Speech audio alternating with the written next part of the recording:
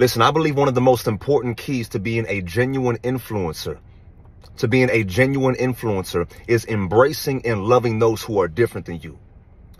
Most people, it's easy to go up to somebody who you can relate to, somebody who looks like you, who comes from the same background, and go and be friends with that person. But Jesus Christ, he would accept and embrace the rejects, the sinners, the tax collectors, the people who nobody else wanted to be friends with, the people who nobody else wanted to embrace. Those are the people Jesus wants us to embrace.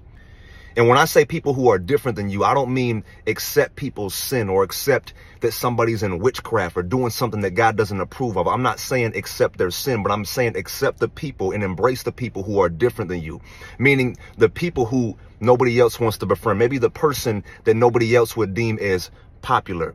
Now, listen, when I was growing up, I always hated bullying. Right? I still to this day, I hate bullying because there are young kids and there are teenagers that are committing suicide over things like bullying, right? Whether it's bullying at school or bullying online. I was always the person and always the kid growing up that stood up for the kids getting bullied, and I would stand up against the bully. No matter if everybody else in the school or everybody else around me is like, oh, look at Jordan standing up for that lame, standing up for that.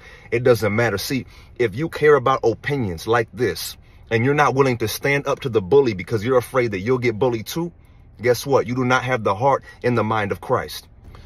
Because see, so many people want to be influential, but they want to be influential based off of what's trending in this world.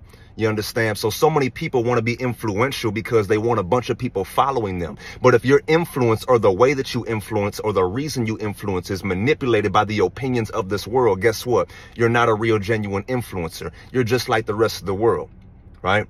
Now, but the person who can embrace the people who are different, who can embrace and love the people who nobody else wants to be friends with, can embrace the people who everybody else is rejecting. People might think, oh, well, you a lame because you trying to embrace and you trying to be friends with that lame over there. It doesn't matter, because at the end of the day, you are more courageous and you have a bigger heart and you have more bravery than the rest of the world does. And see, people who are getting bullied and rejected, you don't know how that person may be feeling. That person could have been on the verge of committing suicide. And just by you going and speaking life into that person, they're still living today. Just by you going and speaking life and encouragement and revealing Jesus to that person, guess what? You just restored their hope. You just restored their faith. Amen. Now you just pulled a different type of confidence out of that person that they've never had before. Now they end up pursuing their dreams because you allow Jesus Christ to use you. You understand what I'm saying?